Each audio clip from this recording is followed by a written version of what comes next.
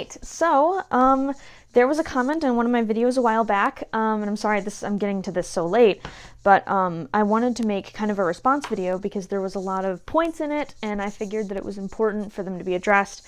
So I'm going to show the comment in a second, and then I'll leave the comment up while I answer all the questions, unless I need to pull something else up. But yeah, this is just going to be really quick. I just wanted to answer this comment because it's kind of longer and I didn't want to type everything out. So.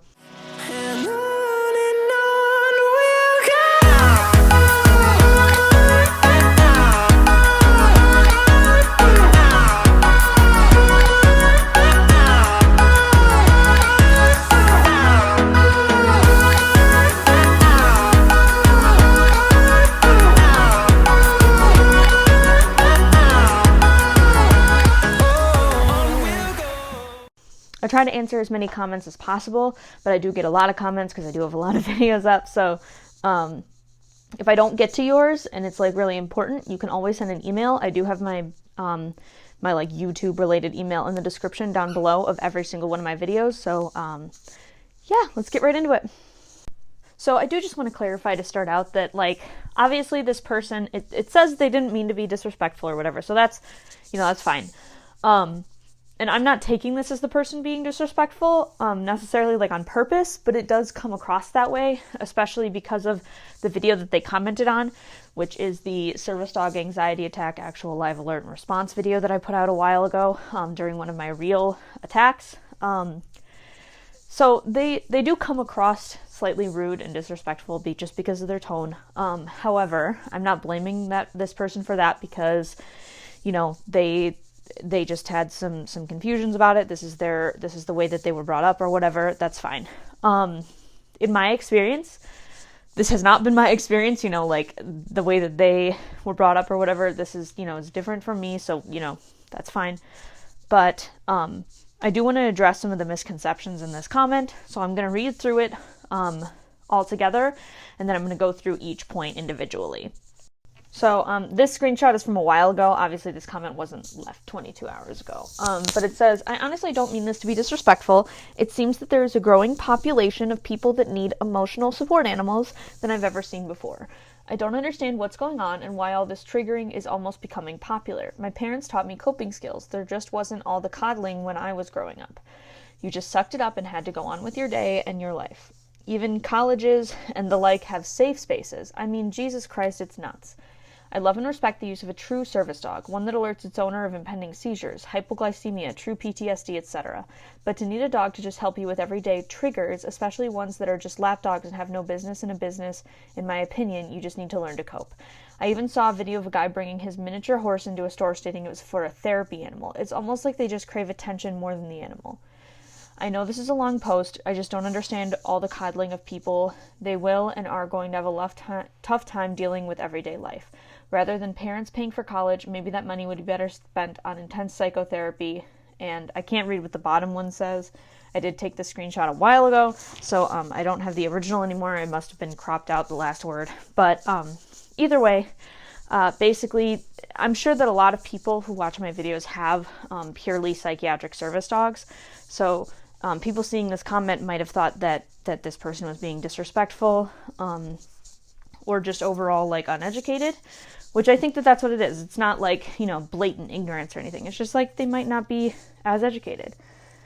So that's fine. But I am going to go through this point by point to try and talk about like the differences between ESAs and service dogs and stuff like that. And like, I guess the overwhelming triggering or something they talked about. So I'm going to go through it point by point. So the first point that they make is it seems that there's a growing population of people that need emotional support animals than I've ever seen before. And I do agree that has really grown in popularity. There's a lot more emotional support animals than there used to be. And I'm thinking that it's possibly due to like, I mean, obviously the internet isn't brand new, but, the internet is more recent and there's a lot more like, different things surrounding like people getting emotional support animals from like, websites and stuff like that.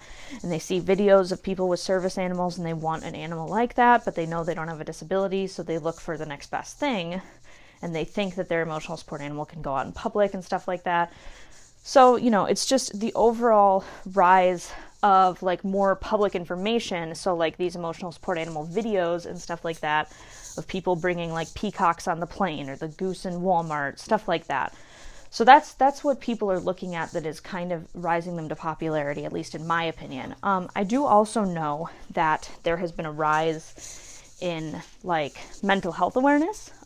So more people are going to therapists and going to psychiatrists and getting diagnosed. And at that point, they might decide that an emotional support animal is what's best for them, or maybe their provider recommends it. Or maybe people are moving into non-pet friendly housing and they have a therapist or a psychiatrist, and that therapist or psychiatrist gives them that letter so that they can move into that housing with their animal. And that is, that is neither here nor there, but that's the case as well, is that the mental health awareness has brought more awareness to different types of treatments. So people are doing things more like, essential oils have become more popular because people think, and I have no opinion on this whatsoever, but people think that essential oils can help cure depression and stuff like that. So they have, that sort of rise in the awareness has led to a rise in alternative treatments. So emotional support animals being one of those alternative treatments. Secondly, she says, I don't understand what's going on and why all this triggering is almost becoming popular. Again, I think that is also due to the rise of mental health awareness. I don't even use the word trigger anymore, just because I don't like the connotation it has, similar with the connotation of feminism, how it's become sort of like a radical connotation. I think triggering almost is the same way, where it has a connotation that makes you think of something that isn't what the original definition of the word is. So, feminism means equality for men and women, but like the radical connotation of it now is that women should be more in power than men.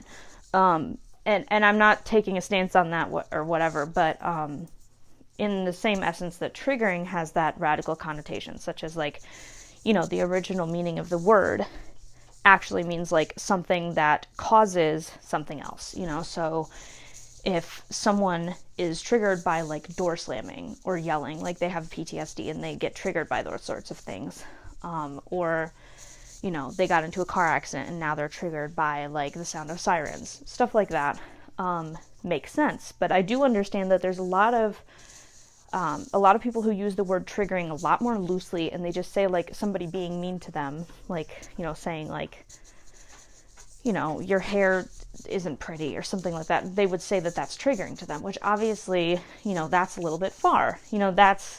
If that is something that's genuinely triggering for them, like based on real PTSD or something like that, then, that's something that might be difficult to survive with. So again, the raising the mental health awareness, I think people kind of took advantage of the word because they wanted it to mean something specific so that they could, use it in a way that they could like shield themselves from bad things happening to them, like people being mean, or, I know there was one girl in my high school who said that being in a large classroom with a bunch of people was somehow triggering for her. So they allowed her to do all of her tests in a private room, and she ended up cheating on most of them. So, there's people who take advantage of the system. There's people who take advantage of every system. It's just becoming more prevalent nowadays in like the mental health community and in psychiatry and therapy, that people take advantage of it because there are now all these nuances of emotional support animals and people, being able to be like legally disabled because of their mental health condition, stuff like that. So the word triggering, I do agree, has a different connotation than it used to, and people do use it a lot more often for things that don't necessarily meet the original criteria that triggering set up for the mental health community. And this next part says, my parents taught me coping skills. There wasn't just all the coddling when I was growing up. You just sucked it up and had to go on with your day in life. So, I guess this part to me is really confusing. I get that it was different back then, that parents didn't necessarily like coddle their children. I necessarily don't think they do now, but that could just be because of my upbringing. But I don't think that the way that parents raise their children has too much to do with if somebody is diagnosed with a mental illness and needs an emotional support animal. I do think that maybe a parent upbringing their child to be spoiled and stuff like that can influence that child's like decision to get a fake emotional support animal, where they don't actually need one, but they get one because they think that they need it, or they say that they need it just so that they can have their animal with them everywhere. I do think that that is something that happens, and that is related. However, I do think that it's a little bit, I guess I don't really know how to say this like politely. It's a little bit ignorant for somebody to say that somebody with an actual mental illness, like an actual disability, like disabling condition, should just suck it up. Because, I have a mental disability. It's a disability, which means that legally it meets those restraints. It messes with one or more of my major life functions. And I can't, without Arlo, I can't do very much by myself. And that's not just because of my mental condition. I also have physical conditions as well, but psychiatric service dogs are valid. Arlo was at one point just a psychiatric service dog. And, he had actual trained tasks related to my disability. And telling somebody to just suck it up and like just live your life, like that didn't work for me, obviously, because I lived 19 years trying to suck it up, trying to just live by myself, not need like outside help, not need a service dog or an outside influence like that. But it didn't work. So different treatments work for everybody. And I mean, if you don't have a mental disability and you suck it up by yourself, that's fine. If you sometimes get sad and you just suck it up, but you don't actually have depression, then okay, that makes sense. But telling somebody who has an actual disability to suck it up is just pretty ignorant on your part, I would say. And I'm not trying to be disrespectful. I'm just saying that I'm just trying to bring your attention to something that if you said it to somebody like in person, that might not go very well, because that's not socially acceptable to say something like that to somebody. They can't control that, So that's just my opinion. And I'm trying not to be disrespectful or whatever, because I understand that, not everybody is educated on this topic, but, it is kind of offensive. And the next point is, even colleges and the like have safe spaces. I mean, Jesus Christ, it's nuts. So the safe spaces in colleges, I don't know if we have one here at the college that I go to. But if we did, that's fine. I don't see a problem with something like that. It's not really hurting anybody. It's not really affecting the lives of anybody else, unless it's a huge budget drainer or something like that. But even then, there are some people who have mental illnesses who might need like a space like that. I personally am on the spectrum, and having a place where I can go to kind of calm down from a sensory overload is really important. But usually I just use the bathroom. Or something like that. There's a lot of like conference rooms around my campus where like if I need to step away for a second, usually there's nobody in there. So that's, I've never seen a safe space on my campus personally, but I have heard about them, and I don't see that big of a problem with them. If you have some sort of like, you had to pay a bunch of money in taxes or something for your college to have a safe space, and then like I get that, like that's frustrating. But it's about like for the good of all people. So it's like paying for a wheelchair ramp.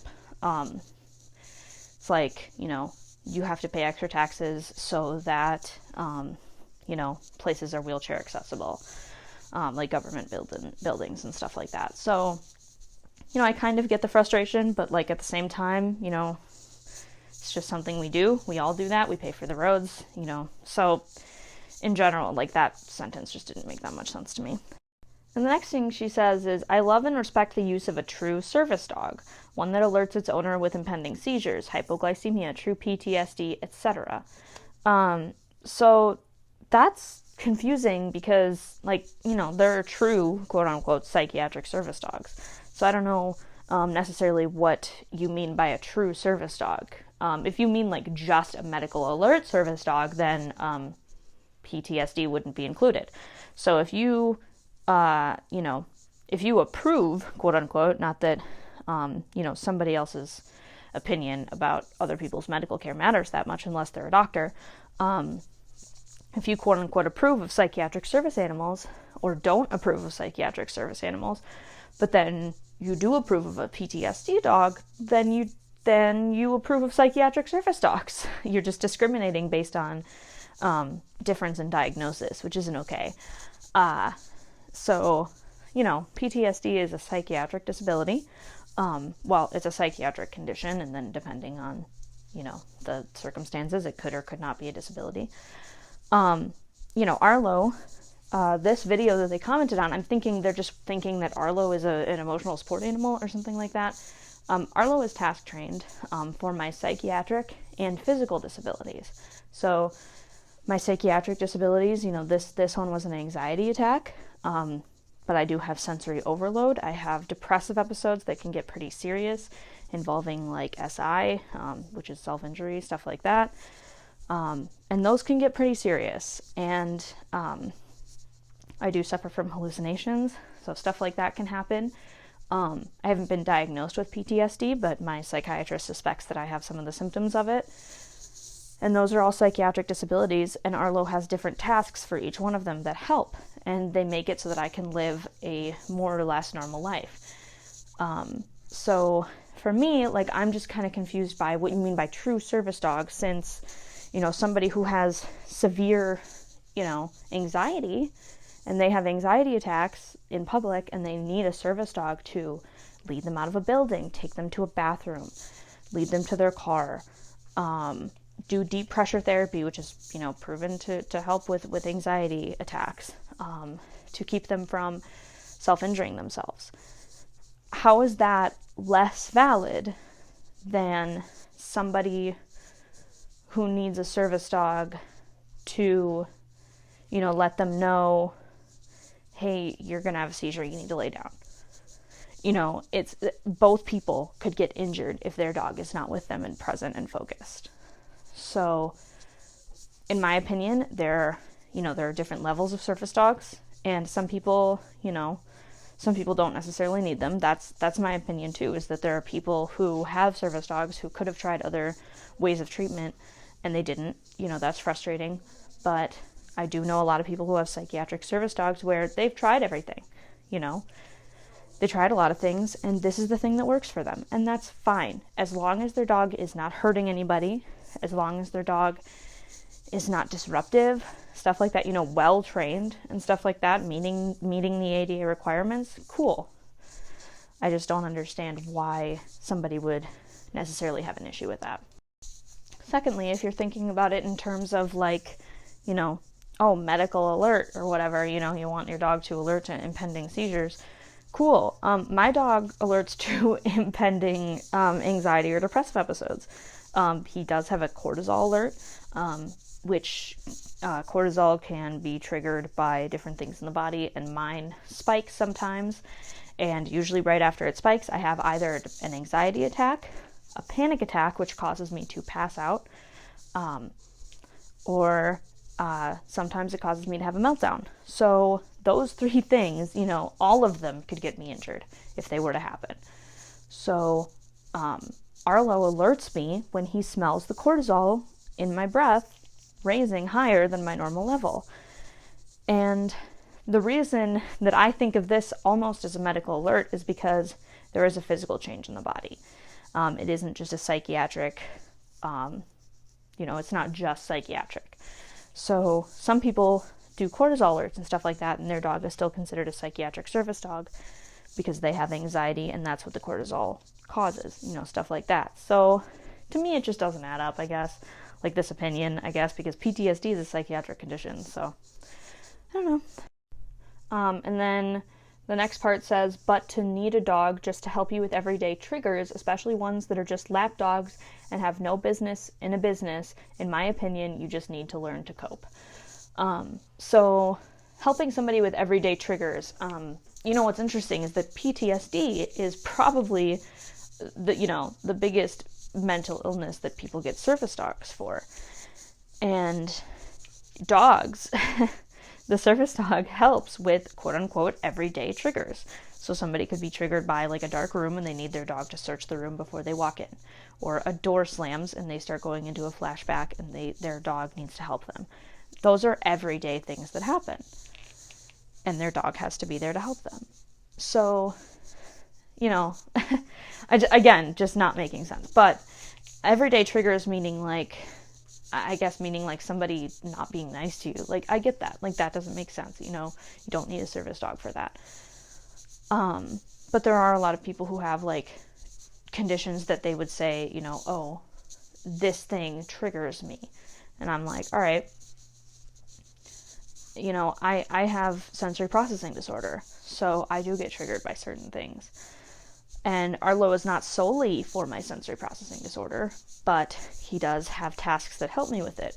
If I do get triggered by, a sensory before a sensory overload, he will task. So I guess that's considered an everyday trigger too.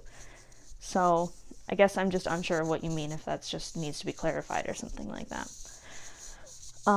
And then secondly, about ones that are just lap dogs. I guess I don't really know what you meant. You mean like just cuddly dogs, like just happy dog? I don't know. That part didn't really add up to me. And then have no business being in a business. Well, if it's a service dog, then it does. If it meets all the ADA requirements, then it does have a business being in the business. But again, if you're talking about like an ESA or an untrained dog, then obviously you're right. They don't have any business being there. And it's not legal for them to be there. So, in my opinion, you need to just learn to cope. Some people can't. I couldn't. I have a disability and I could not just learn to cope with it. I tried for 19 years and Arlo was the thing that worked the best. So that's what we went with. And my life has been a lot better ever since. I'm at college now, which is something that me and my healthcare providers never thought I'd be able to do. But this is my sophomore year and I'm doing well. I've had a boyfriend for 6 years. We never thought that, that I'd have like a lasting relationship like that. We thought that I wouldn't really have friends. I have a best friend, so things like that,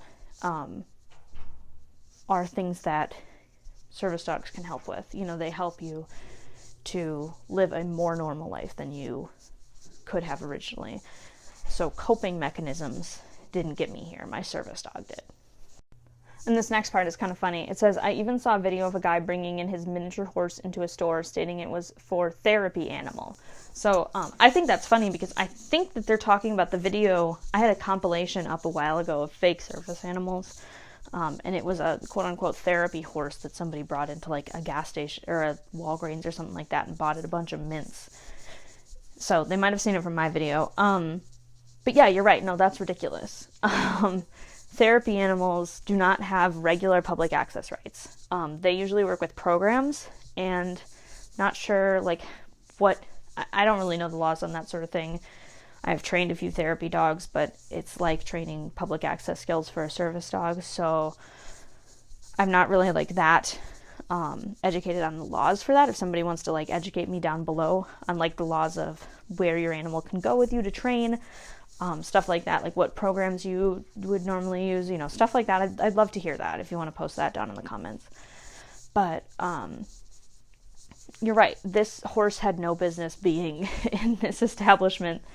And it was actually, the one that I'm thinking of actually was a dwarf, and the legs were bowed so much it looked in so much pain, and I was just like sad watching it. I knew I had to share it with people. So that, you're right, that wasn't cool. But that has nothing to do with people who have legitimate service dogs for mental illness. So yeah. And the next thing was, it's almost like they just crave attention more than the animal. And I agree with that. There are some people who get service animals that I personally believe, and I'm not going to name anybody, but I personally believe they did it for attention, and they did it for the I guess clout is what people would say, but they did it for people watching them, and for people like in public. They have all eyes on them because they got a dog, stuff like that. And again, if they have a real disability that they need the service dog for, okay, but it's not all fun and games. When you have a prospect in training, sometimes they poop on the floor, and then that's not good looks on you. That's not good attention. Sometimes, you pass out, like, I'll have like a medical episode in public, and I'll pass out in public, and that's not good attention. I don't want that kind of attention. So it's not all fun and games. I wish people were a little bit more like realizing of that before they got a service animal, that it is, not all good attention all the time. And then the next sentence is, I know this is a long post, I just don't understand all the coddling of people. They will and are going to have a tough time dealing with everyday life. Which I agree. People with mental illness do have a tough time dealing with life. But their service dog is what makes their life easier. And I don't necessarily think that them having a piece of medical equipment is coddling. That would be similar to saying something like somebody who like has muscular dystrophy or something like that, who can't walk, giving them a wheelchair or some other way to get around is coddling. Giving somebody the medical equipment that they need is not coddling. That's just like common sense and common human decency. And then the next section says, rather than parents paying for college, maybe that money would be better spent on intense psychotherapy. So I don't know if this was intentionally a jab at me because I'm in college with a service dog. I went through intense psychotherapy for several years, for about, so I started when I was 5. So I guess that would be 15 years. I've been going through psychotherapy for like 15 years because my parents got divorced when I was 5. That's when I was diagnosed with a lot of my conditions. And I have been doing cognitive behavioral therapy, we've been doing patient-centered therapy, we've been doing all these different types of therapies with different medications. I've seen a bunch of different therapists, a bunch of different psychiatrists. We've tried like electroshock therapy. We've tried everything. And it doesn't always work. There's different treatment for everybody. And for me, I do take medications, and I do still go to therapy, and I use my DBT skills that I learned in my inpatient programs. But Arlo is the best thing for my current disabilities, for all of them. My physical disabilities, I would say, warrant me having him more. But I was originally going to have him for my psychiatric disabilities only, and they still warranted him. They still made sense for me to have him. So, in my opinion, my parents paying for college, they didn't pay for my whole college. My mom is paying for part of it. She's not rich, but she did save money. She's smart with money, and she saved some money. And I paid for Arlo all by myself. I pay for his food. I paid for him when he was a puppy. Paid for all of his vet care. Luckily enough, we go to a subsidized care veterinary clinic because of the fact that he is a service animal. And he did receive a lot of his gear for free because of the fact that I work for a few shops. I lend my time to them working on things, and so they make me gear. And then, I do get gifts. My boyfriend has been very nice. He purchased my Yup harness, which will be coming pretty soon. I'm very excited about that. But, Arlo would not be here if I didn't have the money to pay for him. So, I get like, oh, well, instead of going to college, you should just go to therapy. Yeah, I go to therapy.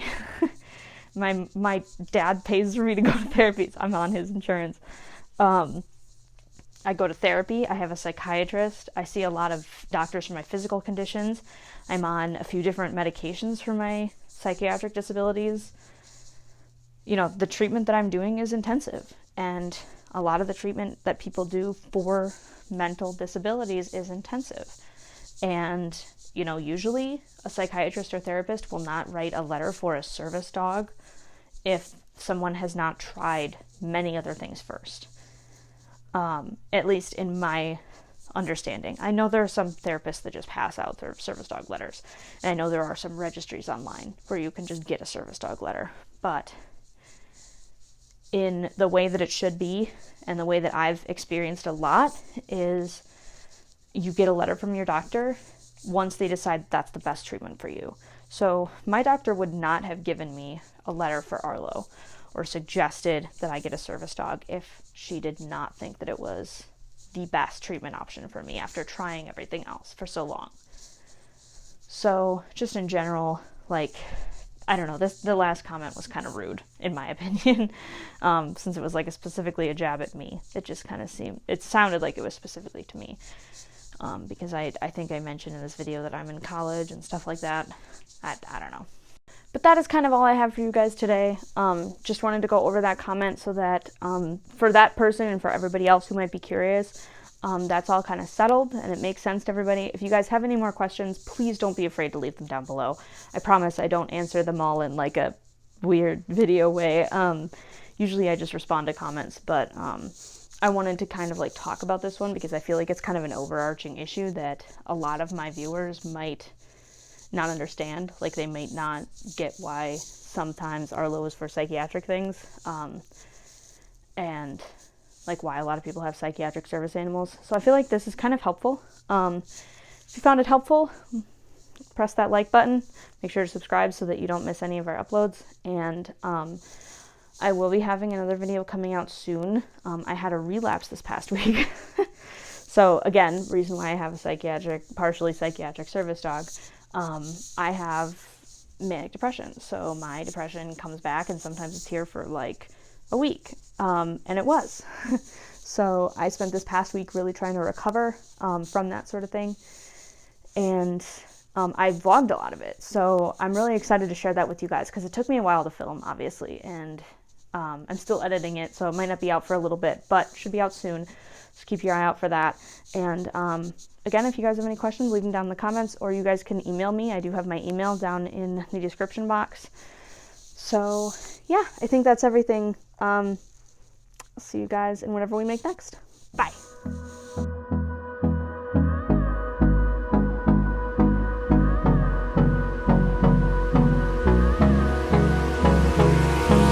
Hold me close till I get up. Time is barely on our side.